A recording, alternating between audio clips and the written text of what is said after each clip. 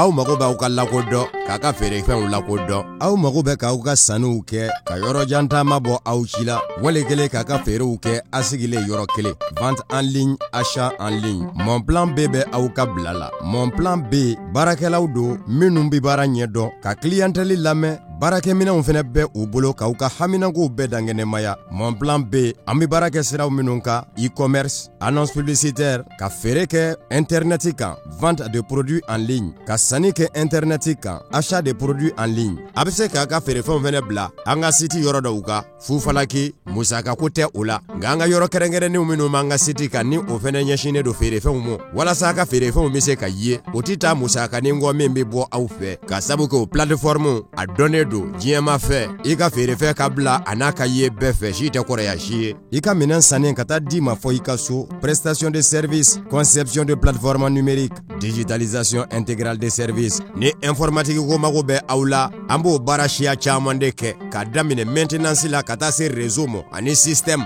nin bɛɛ bi kɛ aw ye an fɛ Mon Plan B commerce général bilasiralikanw ni ladilikanw conseil en vente de produits en ligne sondage enquête d'opinion intégration analyse et transformation des données fɛn o fɛn informatique ko baara ye an b'o bɛɛ lajɛlen kɛ consultation juridique et assistance en passation de marché n'aw b'a fɛ ka marché ko kuma ɲɛnabɔ sariya ko ta fa minnu bɛ an bi nin bɛɛ ɲɛnabɔ Mon Plan B anw fɛ yen a ye feere kɛ ka sanni kɛ en ligne lafiya kɔnɔ teliya ani nɔgɔya la Mon Plan B a sigiyɔrɔ bɛnnen filɛ Bakɔ Jikɔrɔ ni Golf ma immeuble Mariamu Jara 30 mètres da la n'aw mago bɛ kunnafoni wɛrɛ la 68 48 80 80 wali kelen 73 73 33 40 email info@monplanb.net site web www.monplanb.net Mon Plan B lakana jɛlenya ani teliya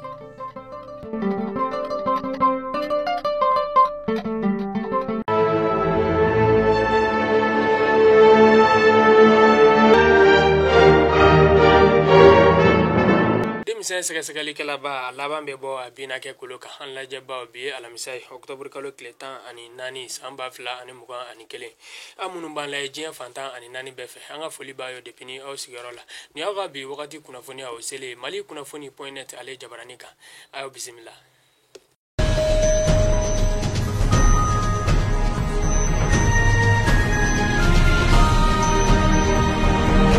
an lajɛbaw kunnafoni bakuruba 4 bɛ an bolo bi an ka jabarani soba kɔnɔna la n'o bɛna lawalawala denkɛ n'aw balimakɛ Amadu Sanba Gise fɛ ni lawalawalaya olu kɔni daminɛlen ye procureur général n'ale ye a ka san baara sɛbɛn kɔni ta k'o di an ka furanjɛla fanga ɲɛmaa ma n'o ye colonel Asimi Goita ye a y'a jira k'a fɔ ko baara minnu kɔni kun ɲininen don ale fɛ n'o ye baara 33 ye o baara ninnu bɛɛ lajɛlen kɔni ma se ka bɔ a togo la ka d'a ka coronavirus ye olu bali u ka baara ninnu caman la o baara ninnu kɔni kɔnɔna la baara 22 o de sera ka kɛ a kɛtogo ɲuman na o baara 22 kɔni kɔnɔna la baara 12 o kɔni kun dabɔlen bɛ an ka wariko kɔni ɲɛma baara 4 o kɔni kun dabɔlen bɛ n'a sɔrɔ an ka jamana kɔni taabolo kɔni o kaɲi wa a tɔ baara 5 o kɔni kun dabɔlen bɛ n'a sɔrɔ laɲini minnu kɔni kɛlen bɛ an ka jamana kɔni fɛ n'a sɔrɔ o bala ka bɔ u sira fɛ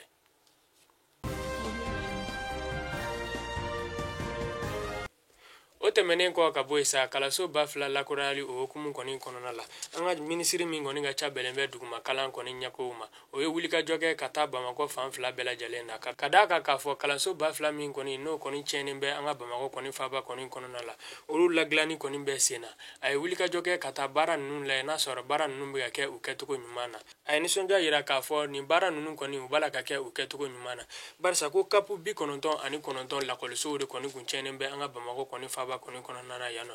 an bɛ wagati min na ko sisan u lagilani a bɛ ka kɛ a kɛtogo kɔni ɲuman na ka bɛn kalanta wɛrɛ kɔni ma nin kuma nin sɛbɛntiya la an ka minisiri fɛ n'o ye Dedewu Usumani ye n'ale ka ca bɛlen bɛ an ka duguma kalanso lafasali kɔni ma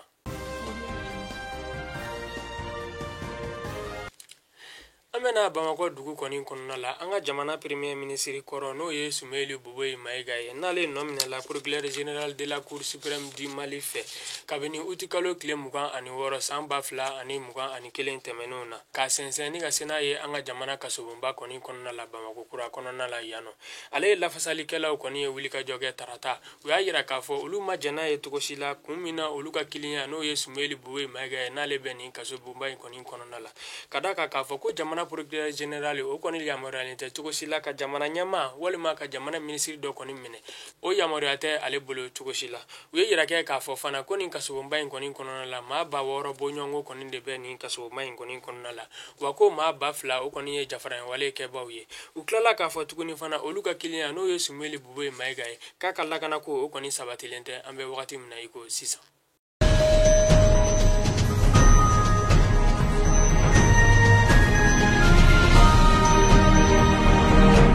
An bɛ taa kɔkan kibaru la an lajɛbaw an bɛ taa Alizeri dugu o kɔnɔna la Seyidi Buteflika n'o ye u ka jamana ɲɛmaa kɔrɔ min tanyana n'o ye Abdel Aziz Buteflika dɔgɔkɛ ye ale ɲangila kosɛbɛ san 2 kaso ka d'a kan k'a fɔ ale de kɔni tun bɛ kiiritigɛlaw kɔni bali u ka baara kɛcogo ɲuman na u ka jamana kɔni kɔnɔna la.